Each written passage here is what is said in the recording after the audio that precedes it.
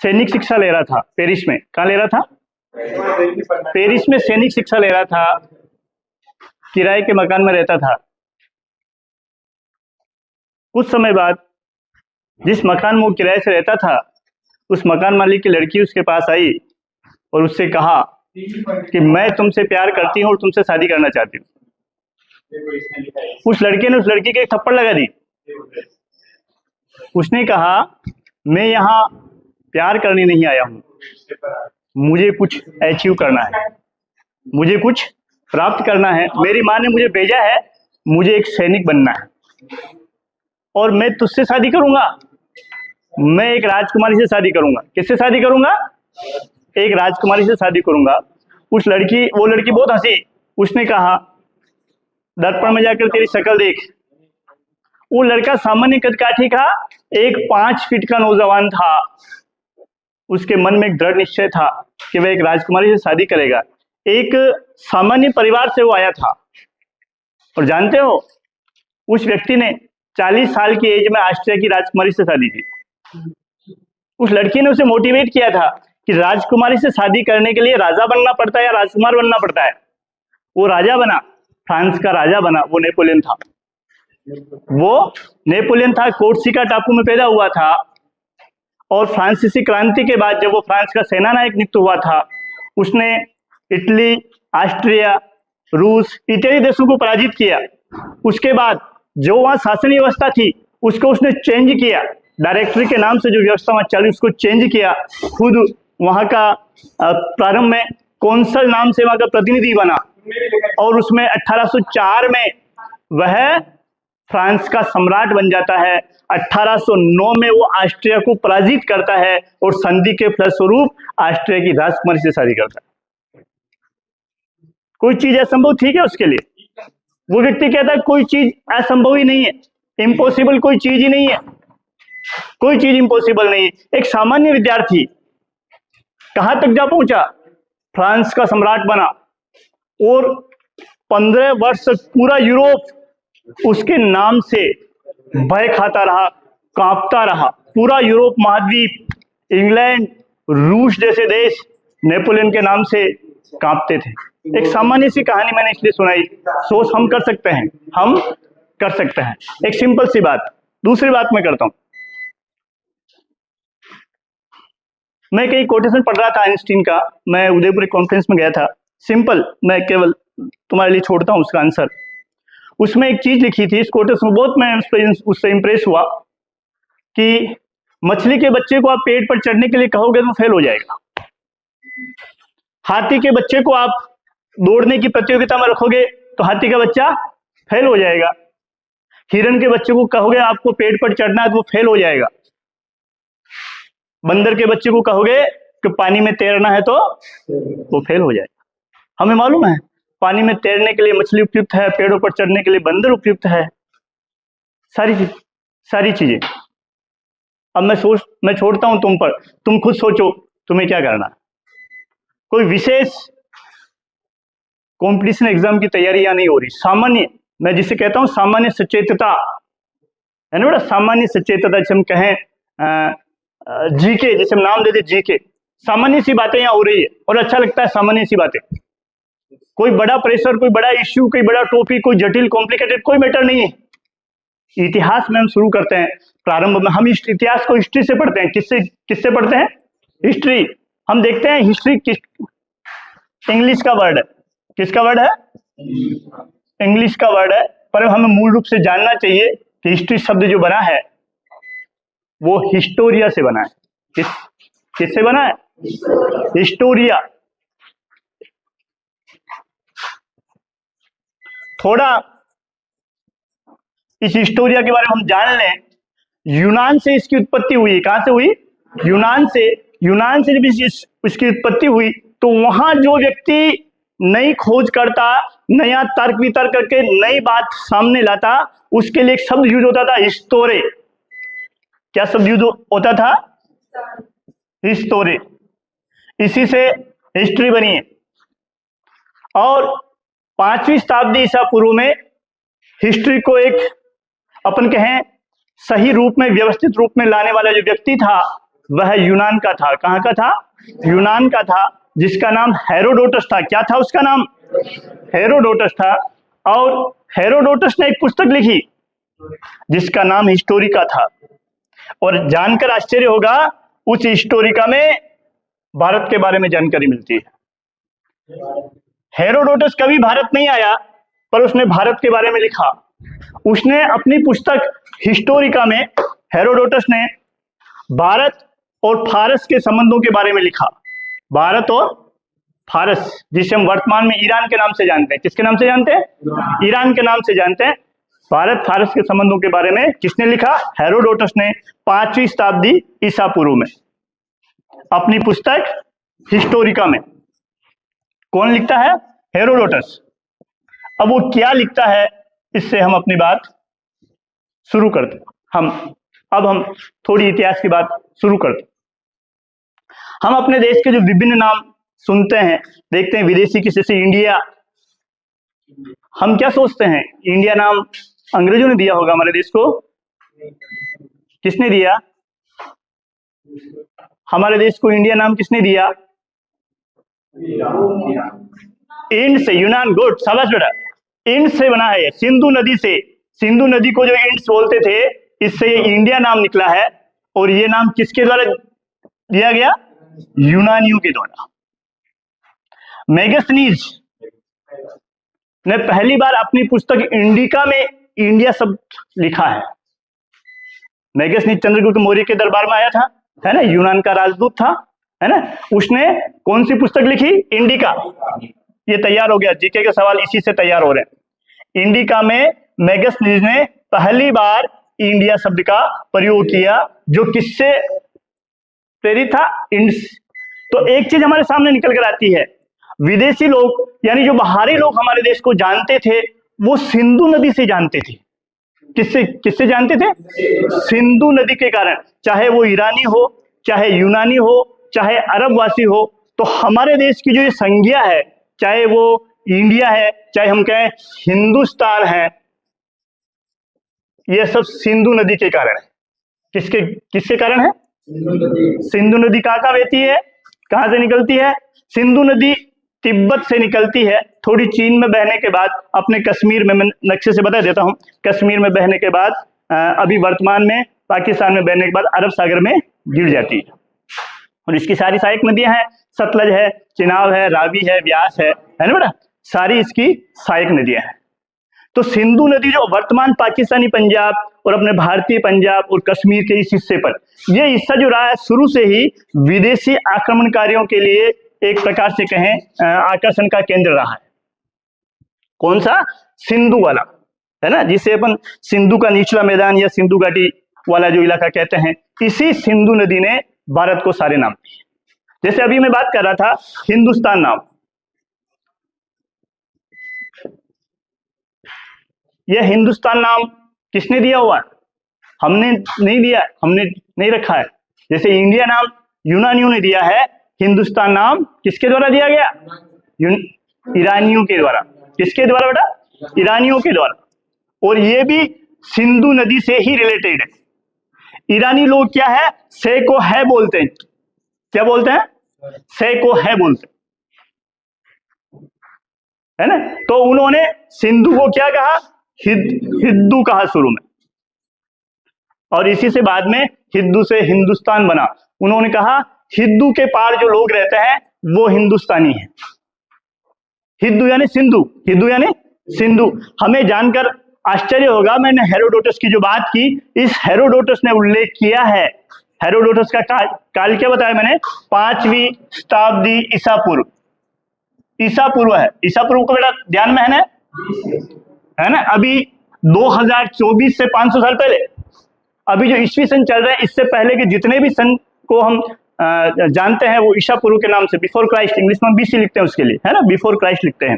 तो 5वीं शताब्दी ईसा पूर्व में भारत फारस के संबंधों को जब करता है तो ये लिखता है डेरियस, ईरान का एक राजा था हकामनी वंश का, जिसका काल था 522 से 486 ईसा पूर्व। अब देखो ईस्वी पूर्व किस प्रकार चलते हैं, घटते हुए क्रम में चल रहे हैं। 522 पहले आया, उसके बाद 521 आएगा, उसके बाद 520 आएगा, उसके बाद 500, फिर 499। ध्यान में है ये सबको, है ना। ईसा पूर्व घटते हुए चलेंगे, 486 से फिर 480 आएंगे, है ना। फिर धीरे धीरे 0, 1, 2, 3 अपने ईस्वी सन शुरू हो जाएंगे। इस समय यूनान का एक शासक था डेरियस प्रथम, हखामनी वंश का था। इसके साम्राज्य के 23 प्रांत थे। हेरोडोटस हमें कहता है इसके साम्राज्य के 23 प्रांत थे। इस 23 प्रांतों में 3 प्रांत जो थे वो भारत के थे। इसने उल्लेख किया, वो प्रांत थे सतगु, गदर और हिंदू। ये डेरियस प्रथम के साम्राज्य के 23 में से 3 प्रांत थे, हमें हेरोडोटस कहता है। इसके अलावा हमें 3 अभिलेख मिलते हैं, जिसमें पर्सिपोलिस,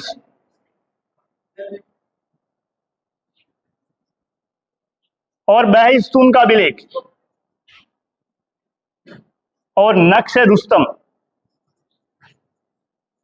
ये तीनों जो अभिलेख हमें मिलते हैं ये डेरियस के हैं। और इसमें इसके इन भारतीय जो प्रांत थे उनका उल्लेख। सतगु जो चीज है ये सप्त सिंधु को इंडिकेट कर रही है। किसको कर रही है? सप्त सिंधु, यानी अपना पंजाब वाला इलाका जहां 7 नदियां बहती, जिसमें पाकिस्तानी पंजाब भी शामिल है। सतगु सप्त सिंधु को इंडिकेट कर रही है। गदर गांधार के लिए है, जो अफगानिस्तान में है। गांधार मूर्तिकला शैली जीके में काफी प्रसिद्ध है। कनिष्क के काल में वो ग्लोबलाइजेशन जो सर पढ़ा रहे थे ना, ये ग्लोबलाइजेशन का उदाहरण है। यूनान रोम की तो कला शैली थी और विषय क्या थे? भारतीय। विषय क्या थे?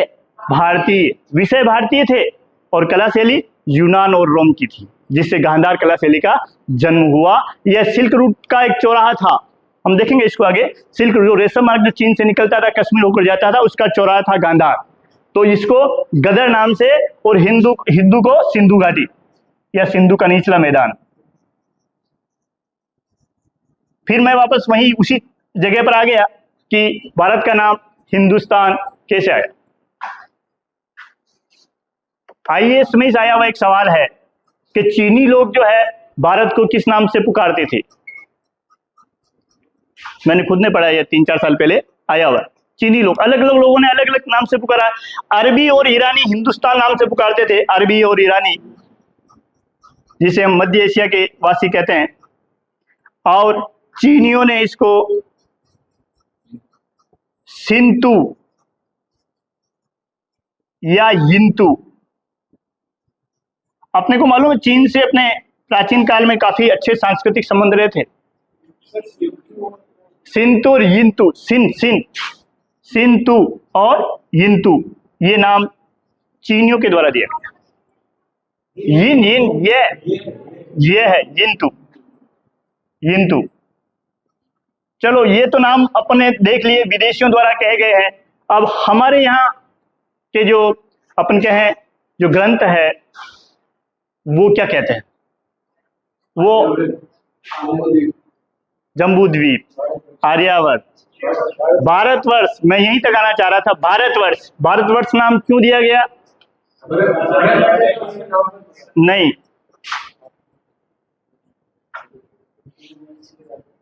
नहीं, भरत के नाम पर नहीं है भरत के नाम पर। वो भरत राजा नहीं है, वो भरत एक जन था।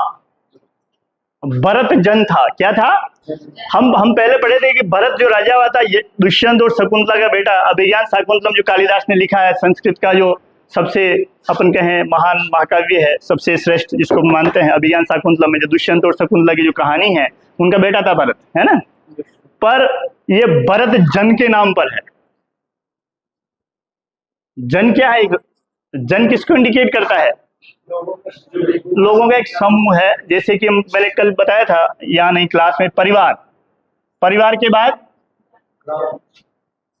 कुल बनेगा, कुल के बाद ग्राम बनेगा, ग्राम के बाद जन का जो शासक होगा वो राजन। जन का शासक कौन होगा? राजन। फिर बहुत सारे जन मिलकर के एक बड़ा राज्य बनेगा जो महाजनपद, बड़ा, महा माने बड़ा, वो महाजनपद कहलाएगा, है ना। ये सारी चीज। तो भारतवर्ष नाम जो हमारे देश का हुआ, वैसे विभिन्न मत है पर इसी पर थोड़ी मान्यता है। देखो इतिहास है, इतिहास में एक तो तारीखों के ऊपर, सन के ऊपर काफी हमें लमसम काफी मतभेद देखने को मिलेंगे, है ना, थोड़े आगे पीछे। कोई इतिहासकार की सबकी अलग अलग थ्योरी है, कोई कार्बन डेटिंग का सारा लेता है, तो कोई चुंबकीय विधि का, कोई अन्य ग्रंथों का, साहित्यिक सोर्स का, कोई पुरातात्विक, सारी चीजों का, है ना बेटा। तो भरत जन के नाम पर देश का नाम क्या पड़ा? भारतवर्ष। मैं लाना चाहता हूं, विष्णु पुराण में एक श्लोक है जिसमें भारत के बारे में ये भौगोलिक रूप से कहा गया कि भारत क्या है ना। उत्तरम यत् समुद्रस्य हिमादश्चैव दक्षिणम नाम भारत भारती यत्र सतति। बड़ा अच्छा है।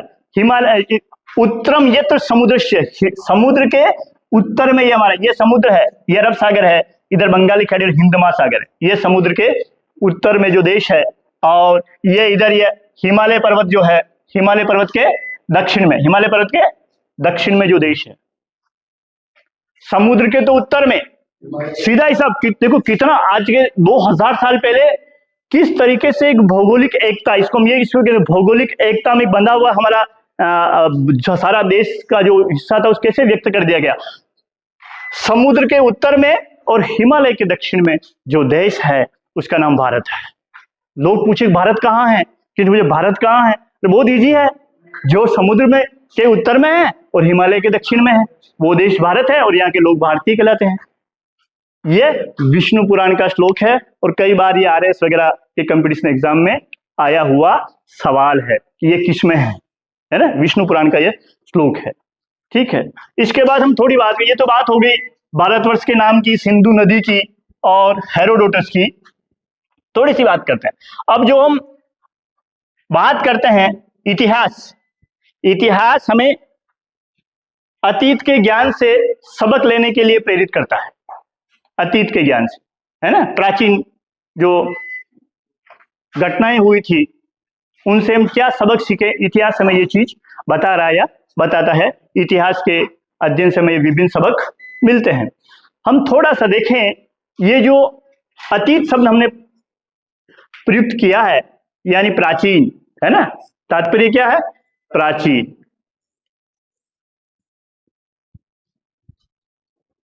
तो हम थोड़ा ये भी देख लें कि इतिहास को किन भागों में डिवाइड किया जाता है।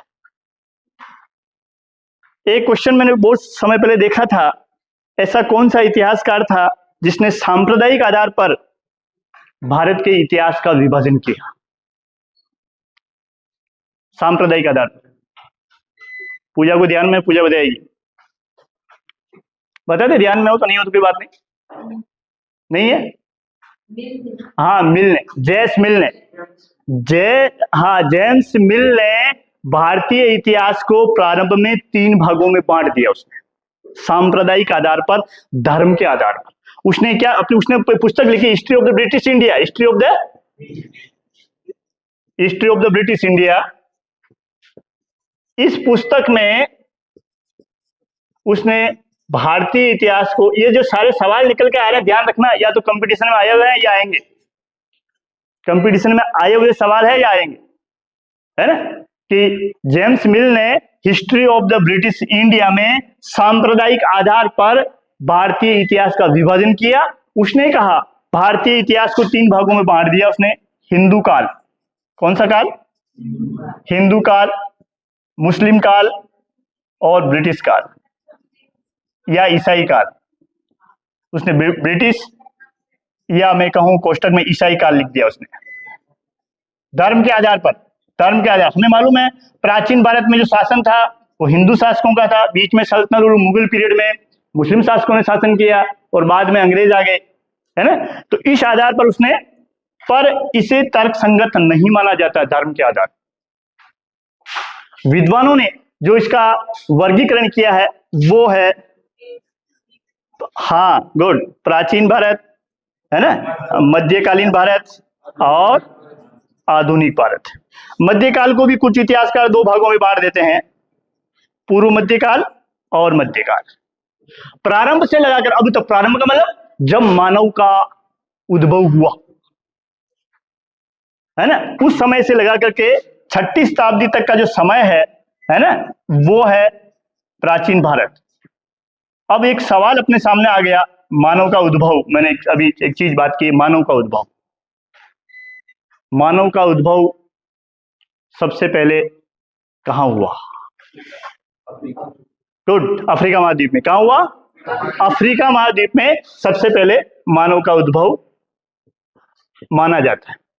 आज जो हम होमोसेपियंस, जिससे हमारी उत्पत्ति हुई, होमोसेपियंस का नाम सुना है सबने? है ना। इससे पहले होमोसेबिलस मानव, उससे पहले होमो इरेक्स। होमो इरेक्स वो मानव थे जो सीधे चलते थे, खड़े होकर के सीधे चलते थे। फिर होमो हेबिलस आए जो हाथ से काम करते थे। फिर होमोसेपियंस आए जिन्होंने थोड़ा दिमाग से भी काम करना। तो मालूम है, पिछले दिनों एक बहुत लोकप्रिय पुस्तक आई थी, सेपियंस करके। मुझे बताएगा? सेपियंस करके एक बहुत लोकप्रिय पुस्तक 2020-21 में आई थी, 22 में मैंने पढ़ी थी उसको। सेपियंस, कौन बताएगा उसका नाम? युवा नोआल हरारी। सेपियंस, ये जीके का सवाल हो गया, ये मत सोचना कि हम ऐसे ही कुछ कर रहे हैं। सेपियंस जो बुक्स आई बेटा, सेपियंस, ऐसी होमोसेपियंस से याद आया अपने को। याद कहां से आया? होमोसेपियंस से हमें याद आया कि सेपियंस नामक कोई पुस्तक आई है जो मानव सभ्यता की उत्पत्ति से संबंधित है ना, विभिन्न विचारों से। और इसका राइटर कौन है? युवा नोआल हरारी। सेपियंस पुस्तक, ठीक है। इसके बाद अब हम देखते हैं ये जो प्राचीन भारत की जो अपन ने बात की है, अब इस प्राचीन भारत के इतिहास को भी कुछ भागों में डिवाइड कर देते हैं। हम ऐसे नहीं पढ़ेंगे, हम ऐसे ही पढ़ेंगे तो बहुत घबरा जाएंगे, हमें मालूम नहीं चलेगा इतिहास हम कैसे क्या पढ़ रहे, एकदम मिक्स हो जाएगा। हमें मिक्स नहीं पढ़ना है ना। कभी किसी मंदिर में देखा 56 भोग का प्रसाद कर दे, है ना, छोटे छोटे पात्रों में, है ना, अलग अलग, सबको मिक्स कर दे तो अलग अलग पात्रों में, है ना। तो हम उसी प्रकार इसको डिवाइड करेंगे, छोटे छोटे पार्ट्स में डिवाइड करेंगे ताकि इजी वे में हम इसको समझ सकें, है ना। सरलतम तरीका कोशिश करेंगे हम, सरलतम तरीके से हमारे दिमाग में एक सामान्य जानकारी, कोई विशेष जानकारी हम हिस्ट्री की नहीं ले रहे हैं, है ना, क्योंकि हम हिस्ट्री के स्टूडेंट नहीं है, हम सामान्य स्टूडेंट। और मैं चाहता हूं कि हम सामान्य जानकारी लें, है ना, एक सामान्य जानकारी हम लें इतिहास के बारे में। तो हम प्राचीन भारत के इतिहास की बात करेंगे, तो इस प्राचीन भारत के इतिहास को फिर डिवाइड कर देंगे, है ना। ये प्राचीन हो गया, इसको फिर डिवाइड कर दिया हमने। प्राग इतिहास, क्या नाम दिया हमने? प्राग इतिहास या प्रागैतिहास, है ना। मैंने इसको थोड़ा बीच में लगा दिया योजक। दूसरा है आद्य इतिहास और तीसरा है इतिहास युग या इतिहास। फिर हमने देखो 3 टुकड़े कर दिए, इसके कर दिए ना। अब हमको इसी क्रम से हम इसको पढ़ेंगे। इतिहास या ऐतिहासिक काल या इतिहास का युग शुरू होता है। प्राग इतिहास किसे कहेंगे? ये वो युग था जब मनुष्य को लेखन कला का ज्ञान नहीं था। आपको मालूम है इतिहास सोर्स बेस्ड है, बिना प्रमाण के कोई बात नहीं करता बेटा। और जो इतिहास लेखन हम करते हैं या इतिहास लिखते हैं इतिहासकार, उसके लिए सोर्स की सहायता लेते हैं। उसके लिए साहित्यिक सोर्स है, पुरातात्विक सोर्स है, विदेशी यात्रियों के वर्णन है, विभिन्न तरीके हैं, है ना। तो क्योंकि लेखन कला का मनुष्य को ध्यान ही नहीं था, है ना, तो वो जो काल है उसको हम प्राग इतिहास के अंतर्गत रखेंगे। और विशेष तौर से इसमें हम पढ़ते हैं पाषाण काल। क्या पढ़ते हैं? पाषाण काल।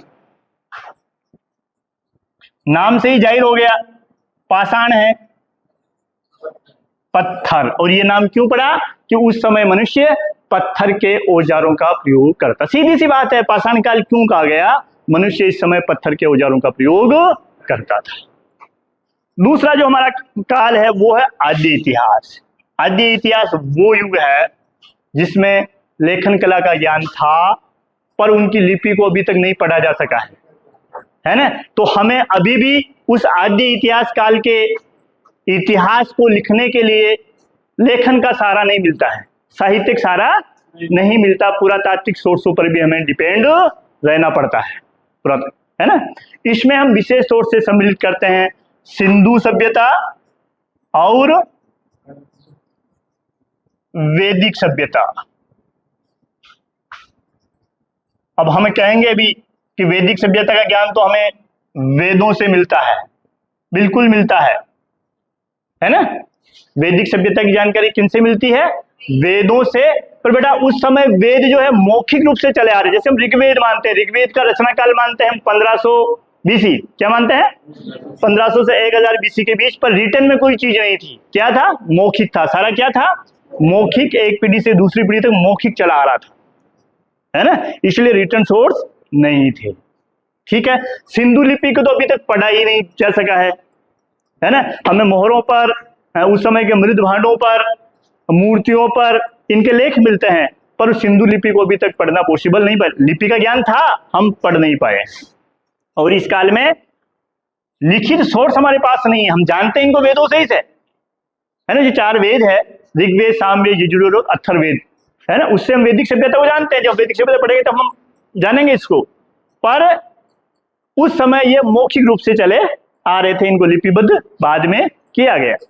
तीसरा जो युग है जिसके बारे में हमारे पास सारे सोर्स अवेलेबल है, पतंजलि की कहानी जब मैंने पहली क्लास में सुनाई थी, जब मैं आया था उस समय यही पतंजलि के काल से शुरू हुआ था, उससे थोड़ा सा पहले 636 शताब्दी ईसा पूर्व, 6ठी शताब्दी जनपद काल, जैनिज्म, बुद्धिज्म, है ना, जैन धर्म, बौद्ध धर्म जब शुरू हो जाते हैं, महाजनपद काल जब शुरू हो जाता है, मगध का उत्कर्ष शुरू हो जाता है, मौर्य, उसके बाद मौर्य काल जब शुरू हो जाता है, तो उसे हम ऐतिहासिक युग में रखते हैं, क्योंकि हमारे पास उसको जानने के लिए पुरातात्विक सोर्सों के साथ साथ बहुत बड़ी मात्रा में साहित्यिक सोर्स उपलब्ध है, उनको पुष्ट करने के लिए साहित्यिक सोर्स भी हमारे पास उपलब्ध है। तो 6ठी शताब्दी ईसा पूर्व, 6ठी शताब्दी ईसा पूर्व का जो युग है वो क्या है बेटा?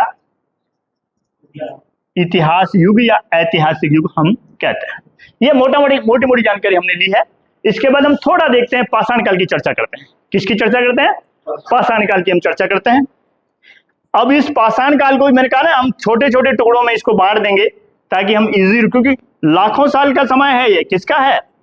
लाखों साल का समय है।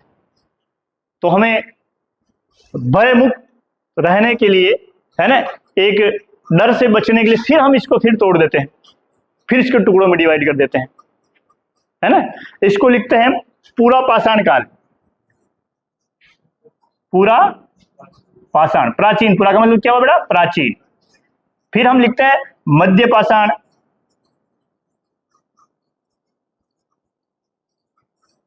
और फिर हम लिखते हैं नव पाषाण या उत्तर पाषाण काल।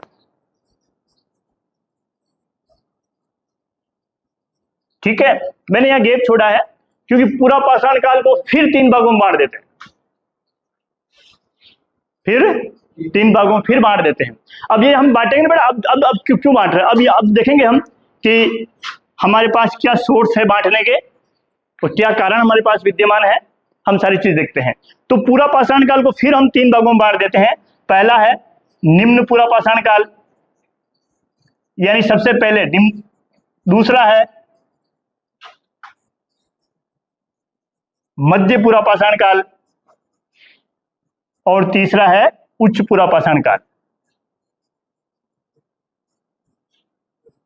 यह ध्यान में रखना है कि मुख्य रूप से हमें इस काल की जो जानकारी मिलती है, इस पाषाण काल की, मैंने कहा ना, बिना सोर्स के, बिना सबूत के इतिहास आगे नहीं बढ़ता है, नहीं चलता है ना।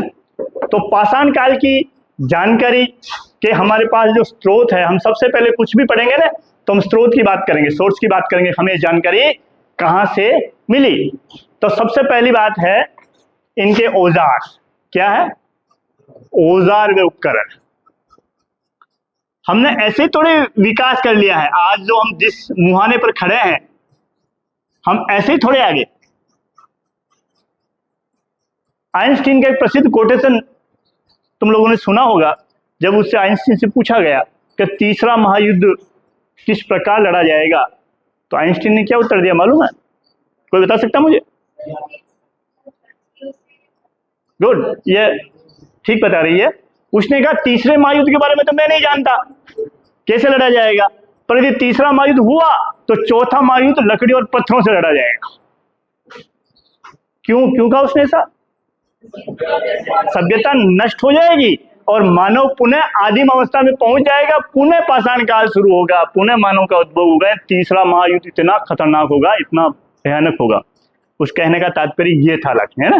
तो चौथे में हम वापस वहीं पहुंच जाएंगे जहां से हम शुरू हुए थे, एबीसीडी, है ना, अपन वापस वहीं पहुंच जाएंगे जहां से शुरू हुए थे, है ना। औजार, उपकरण, सब अवशेष या समाधान जो इनके हमें मिलते हैं, जीवाश्म, मानव खोपड़ियों के जीवाश्म मिलते हैं हमें, कभी होमो हैबिलिस के, कभी होमिनिड, एक शब्द आता है होमोनिड। क्या शब्द आता है? होमोनिड, मानव के समान। किसके समान? मानव तो नहीं है, हम कभी कभी कहते नहीं हमारी उत्पत्ति किससे हुई?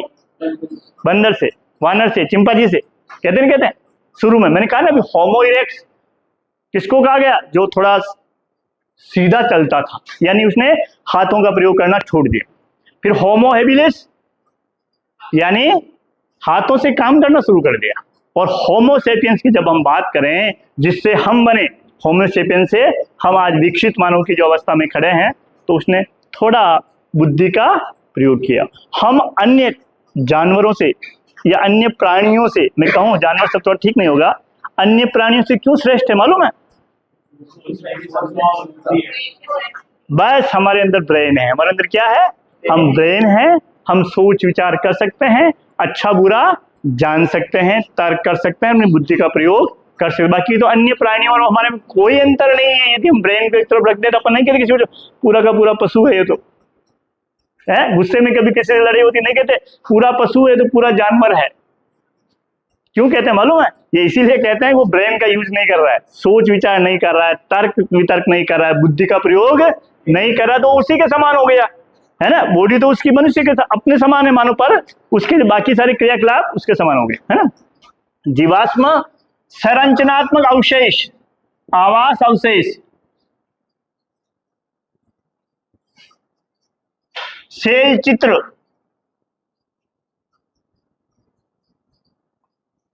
सेल चित्र नाम सुना क्या किसी ने?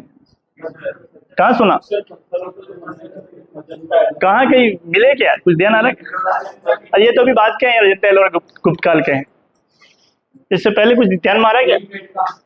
गुड, भीमबेटका मध्य पाषाण काल में, ये देखो इसके बाद मध्य पाषाण, पूरा पाषाण काल के भी चित्र है। भीमबेटका एमपी में रायसेन जिले में भोपाल से 40-45 किलोमीटर दूर एक जगह है जहां लगभग 500 गुफाओं में, कितने में? 5-10 किलोमीटर के एरिया में फैले हुए हैं 500 गुफाओं में पूरा पाषाण कालीन और मध्य पाषाण कालीन मानव द्वारा बनाए गए शैल चित्र मिले हैं। इतने साल पहले भी मनुष्य को चित्र बनाने का शौक था, है? आश्चर्य होता नहीं होता? हो रहा है क्या आश्चर्य? वो चित्र बनाता था, और चित्र किसके बनाए उसने? जंगली पशुओं के, पक्षी जिनको वो देखता था, जिनको शिकार करता था, चित्र उन्हीं का तो बनाएगा। जो चीज उसने देखी ही नहीं है उसके चित्र कैसे बनाएगा वो? उनके चित्र रात के समय जब उन गुफाओं में ठहरे तो उनको खोद करके, है ना, चट्टानों को धीरे धीरे धीरे, एक दिन में हो सकता है एक चित्र बनाने में 1 महीना लगा, उसको 2 महीने लगे, 1 साल लग गए हो, धीरे धीरे धीरे धीरे धीरे उसमें चित्रों आकार में दिखता है, हिरन है ना, लोमड़ी है, बंदर है, हमेशा दिखाई देता है। तो मनुष्य जो मूल रूप से मालूम क्या है? क्या है? विध्वंसक, सृजनशील। क्या है? सृजनशील। मूल रूप से क्या बेटा? सृजन। वो तो उसकी व्यवस्थाएं होती है, उसकी जान पर जब बन आती है ना, तो वो विध्वंसक का रूप धारण कर लेता। बाकी मूल रूप से मनुष्य बहुत अच्छा, अच्छे अच्छे गुण ईश्वर ने इसके अंदर डाले। ये सृजन करता है, नए विचार, है ना, नए विचारों का सृजन करता है, नई वस्तुएं, है ना, नए आविष्कार, नई चीज। मूल रूप से मनुष्य की प्रवृत्ति यही है। यदि वो ऐसा नहीं है तो हम कहते हैं नहीं कहते, उसके संस्कार में, पालन पोषण में कहीं कहीं कहीं थोड़ी बहुत कमी रह गई है, या जिस एनवायरमेंट में वो रह रहा है, जिन लोगों के आसपास वो रह रहा है, उसका उस पर प्रभाव होता है।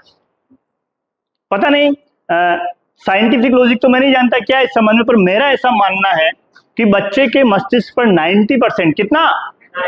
90% उसका एनवायरमेंट प्रभाव डालता है। क्या डालता है? जिसके जैसे कॉलेज, उसका घर, उसके मित्र, जहां वो उठता बैठता रहता है। बाकी 10% बाकी चीजें 90%। तो सोच लो, यदि कंपनी सही नहीं है तो कंपनी चेंज करो, सीधी सी, क्योंकि यही चीजें काम आएगी, यही हमें इंसान बनाएगी, है ना। तो क्या हम इंसान नहीं है? हम पैदाइशी मनुष्य है, मानव है। इंसान होने के लिए हमें कुछ गुण होने आवश्यक है, हमें कुछ गुण होने के लिए। वो एक बहुत अच्छा इंसान है, वो एक बहुत अच्छा, किसी को सुना कि वो बहुत अच्छा मानव है? सुना क्या? कभी सुना क्या? मानव तो है, वो पैदाइशी मानव है, मनुष्य की संतान इसलिए मानव है, पर कभी ये सुना या सुना वो एक बहुत अच्छा इंसान है? सब सुने ना। तो इंसान होने के लिए हमें कुछ गुण आवश्यक है ना। और उन गुणों का किससे संबंध है? हमारे एनवायरमेंट से, हमारे पालन पोषण, सारी चीजें। तो मैं मूल रूप से जो बात कर रहा था वो इनकी थी, है ना, भीमबेटका की। ये सारे सोर्स है जिससे हमें पाषाण काल के बारे में जानकारी मिलती है। तो हम थोड़ा देखें कि इनका जो कालक्रम क्या था, और मोटी मोटी मैं केवल परिचयात्मक, मैं कभी इनके डीप में नहीं जाऊंगा, है ना। केवल हम परिचयात्मक लेंगे, डर वाली कोई चीज नहीं, एकदम इजी, है ना। भूल जाएंगे और भी अच्छा है ना। भूल जाएंगे तो ज्यादा टेंशन पालने की जरूरत नहीं बेटा, रिकॉल हो जाएगा यदि तुम इसको दोबारा पढ़ोगे, रिकॉल हो जाए। एग्जाम में कई बार हम देखते हैं, जाते हैं, पेपर सामने आते ही हम घबरा जाते हैं, घबराते, ये भी नहीं आया, ये भी नहीं आया, वो भी नहीं आया। थोड़ी देर हो, 10 मिनट बाद हम पढ़ते पढ़ते, हाँ ये थोड़ा ठीक आ रहा, थोड़ी देर बाद सारे सवाल अपने को आने लग जाते, क्योंकि वो हमने पढ़े हुए हैं। ऐसा नहीं कि तुमने कभी कुछ पढ़ा ही नहीं हुआ वो आने लग जाए, नॉट पॉसिबल, वो नॉट पॉसिबल है, समझ आ गया ना। पर जो पढ़ा हुआ बेटा वो रिकॉल हो जाएगा, घबराने की जरूरत नहीं। भूलना मनुष्य के एक अपन कहें स्वाभाविक है ना। वो सभी लोग भूलते हैं, मैं भी भूलता हूँ, सभी भूलते हैं। आइंस्टीन भी भूलता था, जिसका दिमाग अब तक भी संसार में सबसे अधिक आईक्यू वाला माना जाता ना, वो भी भूलता था। यदि वो कुछ नहीं भूलता था तो वो पागल हो जाता। तो भूलना आवश्यक है ना, भूलना आवश्यक है, मत भूलना आवश्यक है। तो हम पूरा पाषाण काल की, हम जैसे यही कर दें इनका काल, चलो यहां करते हैं निम्न पूरा पाषाण काल। मैं इसके बारे में थोड़ी थोड़ी चीजें यही चर्चा करते जाता हूं। सबसे पहले मैं ये लेता हूं, इसका जो काल मानते हैं भारतीय परिप्रेक्ष्य में मैं बात करूंगा, क्योंकि हर जगह जैसे अफ्रीका हुआ, यूरोप हुआ, हर जगह जो मानव सभ्यता के जो अवशेष बड़ा, उनका कालक्रम में थोड़ा अंतर है। जैसे हम देखते हैं ना, जैसे ड्रोन थ्योरी अमेरिका और यूरोप में पहले आ गई थी, हमारे यहाँ भाई तो काल में 10 साल का 15 साल का अंतर आ गया, हर टेक्नोलॉजी में अंतर आ गया ना। 5G चीन ने 5 साल पहले शुरू कर दिया, हमारे यहाँ शुरू हो रहा है। ऐसा ही अंतर इनमें आएगा, है ना। तुम कहीं पढ़ोगे ना तो 10-5 हजार साल का, कितना 10-5 हजार साल का अंतर आ जाएगा, चिंता मत करना, वो आएगा, तुम पढ़ोगे अलग अलग जगह, तो है ना। तो ये भारतीय परिप्रेक्ष्य में ये जो समय था, ये था बेटा 6 लाख 6 लाख से 1.5 लाख साल पहले का क्या चल रहा था? निम्न पूरा पाषाण काल चल रहा था उस समय भारत, ठीक है ना। क्या विशेषता थी इसकी? पत्थर के औजार तो थे, अंडरस्टैंड, हमें ध्यान है, पत्थर के औजार थे पाषाण काल में, सब में पत्थर के औजार थे, ये तो हमें ध्यान है, कोई ज्यादा दिक्कत वाली बात नहीं बेटा। पर हाँ, बीसी का मतलब मैंने लाख साल पहले कह दिया, अब तो 2000 साल में और जोड़ लेना यार, बीसी में फर्क ही पड़ है ना, वर्ष पूर्व, है ना, वर्ष पूर्व की बात हम करें। तो विशेष तौर से कोर औजारों का प्रयोग, अब देखो फिर चीज आ गई, कोर, फिर वापस समस्या आ गई, कोर औजार क्या थे? पत्थर के कोर औजारों का प्रयोग इस समय मानव कर रहा था, पत्थर के कोर औजार।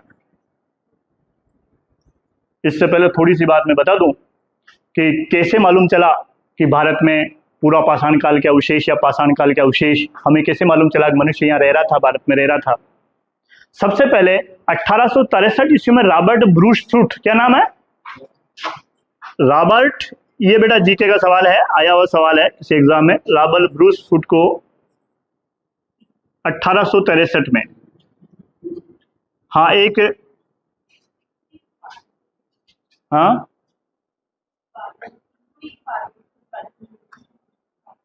मुझे नहीं ध्यान उपाधि का, मुझे जो ध्यान है ना, तुम मुझे पूछना, फिर मैं अलग से अपन देख लेंगे इसे, ठीक है, मैसेज डाल देना। रॉबर्ट ब्रूस फ्रूट को 1863 में मद्रास, मद्रास का वर्तमान नाम क्या है? चेन्नई। मद्रास के पास एक जगह है जिसका नाम है पल्लवरम। क्या है? पल्लवरम में एक पाषाण कालिक औजार मिला और उस औजार को विद्वानों का वो हैंडेक्स है। क्या है? हैंडेक्स का तात्पर्य क्या हुआ? हैंड प्लस एक्स, हाथ में पकड़ने की कुल्हाड़ी। ठीक है, चक्कर में इनको तोड़, शब्द कभी समझ में नहीं आते बेटा, इनको तोड़ दो दो टुकड़ों में, सार्थक, सार्थक दो भागों में तोड़ दो, तुम समझोगे। मैं भी नहीं समझता था, मैंने कहा हैंडेक्स क्या, क्योंकि लिखा हुआ आता था हैंडेक्स, शब्द क्या है? हैंडेक्स।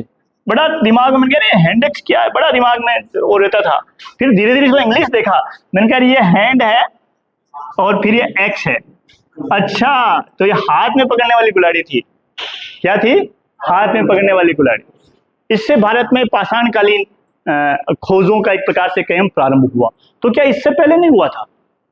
इससे पहले और भी मिलता है 1856 में, इससे भी लगभग 7 साल पहले एक लय मसूरी नामक एक रेलवे का वो था अन्वेषण करता, उसको मिला था, उसको पत्थर तीराग्र मिला था। क्या क्या मिला था? तीराग्र। नाम क्या है? तीराग्र। तीर का अगला भाग पत्थर का ही था। अभी कैसे उनसे शिकार करते उसके बारे में हम बात करेंगे, छोटे छोटे हथियारों से कैसे वो शिकार करते हैं। तीराग्र मिला, लय मसूरी।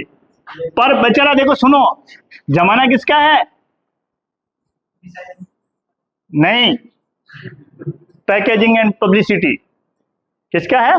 Packaging and publicity. अपनी खराब से खराब चीज को अच्छे तरीके से पैक करो, फिर उसका विज्ञापन करो और उसको बेच दो, वो चीज बिकेगी, है ना? वो अपनी कहावत है ना, बोल बड़ा का बुबड़ा बके, न बोल बड़ा की जवान न बिके, वही वाली पब्लिसिटी वाली। तो बेचारा इसकी पब्लिसिटी नहीं हुई, रॉबर्ट ब्रूस फ्रूट की पब्लिसिटी के लिए लंदन गए, उस हैंडेक्स को दिखाया, फिर जहाँ विद्वानों की, इतिहासकारों की जहाँ वो सभा हुई थी वहां भी दिखाया, देखो मुझे ये पल्लवरम में मिला है। तो ये फेम हो गई और वो नेपथ्य में दब गया, है ना? नेपथ्य में दब गया, पर्दे के पीछे। नेपथ्य मतलब क्या होता है? पर्दे के पीछे चला गया। इसीलिए हम इसी को जानते हैं, रॉबर्ट ब्रूस फ्रूट को भाई एक पाषाणकालीन हैंडेक्स मिला। अब थोड़ी बात कर ले, कोर औजार क्या है? बनास नदी में कोई गया क्या? सबने देखी है? पानी जब उतर जाए देखना, बनास नदी में गोल गोल गोल गोल पत्थर मिलते हैं। हमारे एक सर थे, वो कहते थे बनास का भाटा की नाम केसरी ने, वो कहते बनास को भाटो। बहुत सारे शिवलिंग हमें गोल, वो ऐसे कैसे हो गए मालूम है? लुढ़क के, गुड़क करके, है ना? लुढ़क लुढ़क करके। ये है, ये अंदर से निकला हुआ शब्द है, गुड़क करके। कहां से निकला हुआ है? ये अंतर मन से निकला है। ये इसमें वो क्या कहें, लिपापोती नहीं है। ये क्या नहीं है? लिपापोती नहीं। ये चीजें हैं अपनी ओरिजिनल, है जो अंदर से निकलती है। तो देखो बेटा, ऐसे जो पत्थर जो नदी से गुड़क गुड़क कर आ जाते थे, है ना, वो क्या कहलाते थे? पेबुल। समझना, ये पाषाणकालीन शब्दावली में पेबुल क्या है ना, नदियों में जो लुढ़क लुढ़क करके जो गोल हो जाते थे, है ना, वो पत्थर क्या कहलाते थे? पेबुल। वो पेबुल कहलाते। ठीक है, इन बड़े पेबुल को तोड़ दिया जाता। क्या क्या क्या करते थे?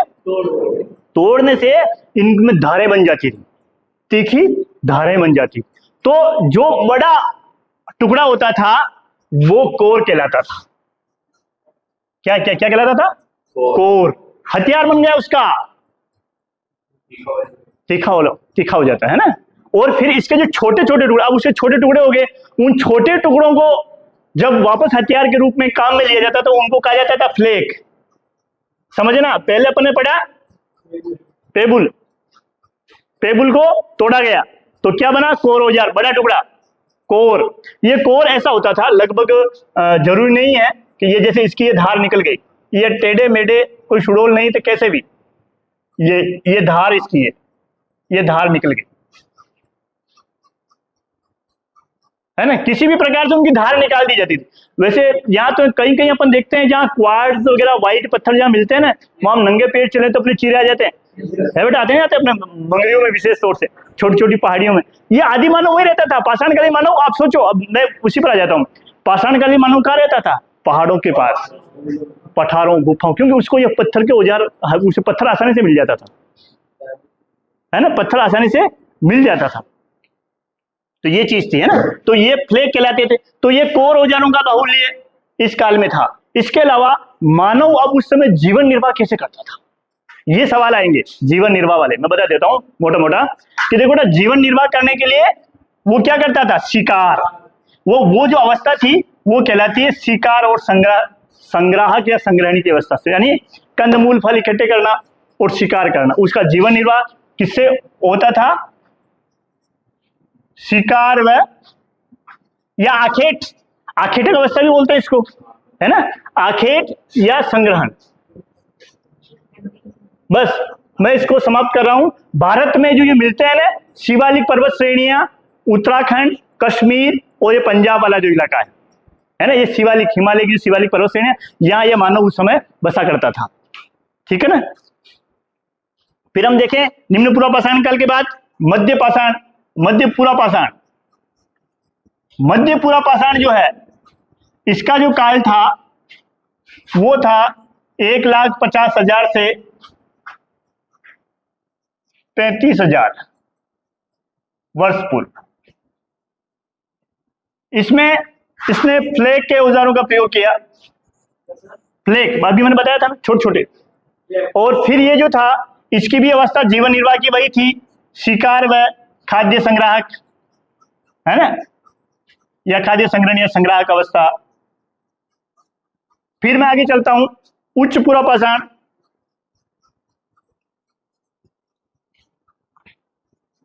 जहां समझ में नहीं आए तुरंत पूछ लिया करो, है ना, तुम खत्म करें। उच्च पूर्व पाषाण काल। अब यहां जो औजार बड़े बेटा वो कहलाते हैं चापर चापिंग। क्या कहलाते हैं, चापर है सब पत्थर के, ध्यान रखना, चापर चापिंग औजार। ये क्या थे, द्विधारी थे। क्या थे, दोनों तरफ धार वाले, दोनों तरफ इनके धार थी, है ना। जैसे हैंडेक्स हो गया, क्या हो गया, हैंडेक्स कुल्हाड़ी, जिसके दोनों तरफ धार थी। और इसका जो काल है वो है 35,000 से 10,000। देखो कितना फास्ट आ गए अपन, 10,000 वर्ष पूर्व। जीवन निर्वाह के लिए तीनों में वही चीज चलेगी, शिकार संग्रहण, शिकार व संग्रहण, तीनों में। इसको आखेटक अवस्था बोलते हैं, है ना, शिकार व संग्रहण अवस्था मनुष्य की अभी भी वही है, शिकार कर रहा है ना, और अपने लिए कंदमूल फल जुटा रहा है। अपन देखें, अब मध्य पाषाण में चलते हैं। पर वैसे भारतीय इतिहास में मध्य पाषाण का उल्लेख ही नहीं मिलता पहले तो, अभी बाद में अभी भी होने लगा है। और मैं बताऊं, मध्य पाषाण काल के 2 प्रसिद्ध स्थल है जो भारत में बहुत प्रसिद्ध है। बताओ, देखें किसी को ध्यान में हो तो बताओ। भीमबेटका की बात तो कर ली यार। बागोर, जहां से मैं रहता हूं, है ना, जहां पे मैं रहता हूं। एक तो है आदमगढ़, क्या है, मध्य प्रदेश में है, और एक है बागोर। तो अंडरस्टैंड हो गया ना, बागोर मध्य पाषाणिक स्थल है। कई केंद्रीय सेवाओं में इस बागोर नाम से कई सवाल आते हैं, है ना।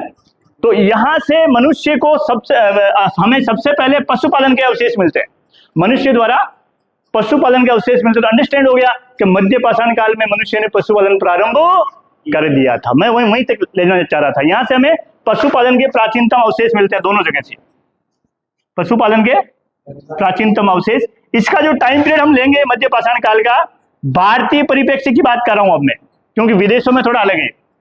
9,000 से 4,000 वर्ष पूर्व ये इसका काल है।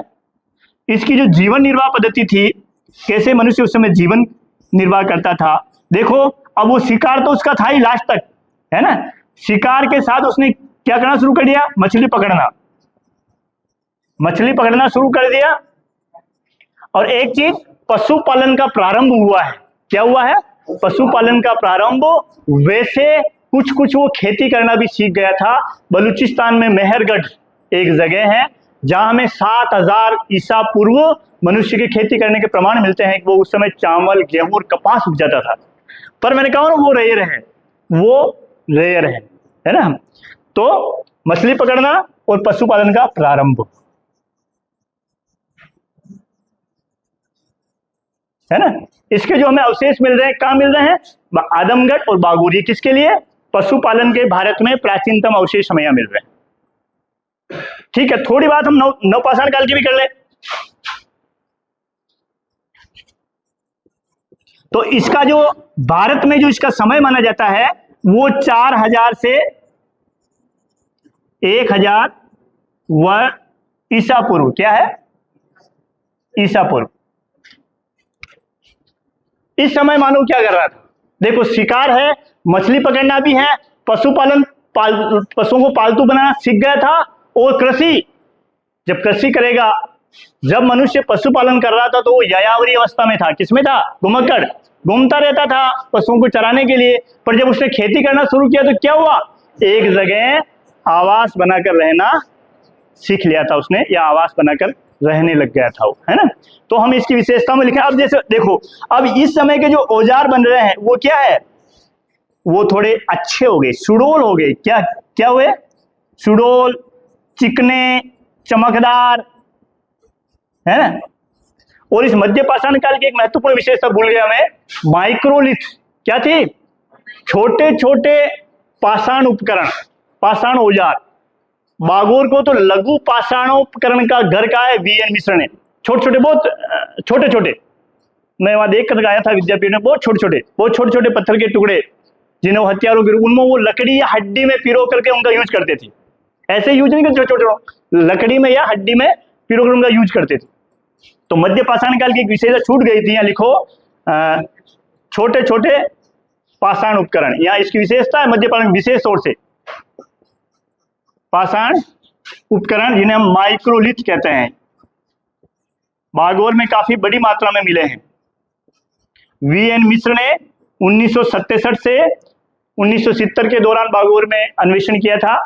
पूना विश्वविद्यालय से पूना के दक्कन कॉलेज से संबंधित थे ये वीएन मिश्र, है ना। तो काफी लघु, हजारों की संख्या में लघु पाषाण उपकरण इनको प्राप्त हुए हैं। तो ये मध्यकाल के, मध्य पाषाण युग की महत्वपूर्ण चीज है ना, छोटे छोटे पाषाण के औजार या उपकरण। अब यहाँ जो सुडोल, चिकने व चमकदार औजार हो गए उसके, नंबर एक। दूसरे, धीरे धीरे हमें इस काल में धातु में सबसे पहले किस धातु का प्रयोग शुरू किया मनुष्य ने? तांबा, है ना। तो हम देखते हैं यहाँ ताम्र और लोहे के उपकरण भी हमें मिलने शुरू हो जाते हैं नवपाषाण काल में। मनुष्य ने पशुपालन, बड़ी मात्रा में पशुओं को पालना शुरू कर दिया था, खेती करना शुरू कर दिया था, आवास बनाकर एक जगह रहना शुरू कर दिया था उसने। ये सारी विशेषताएं।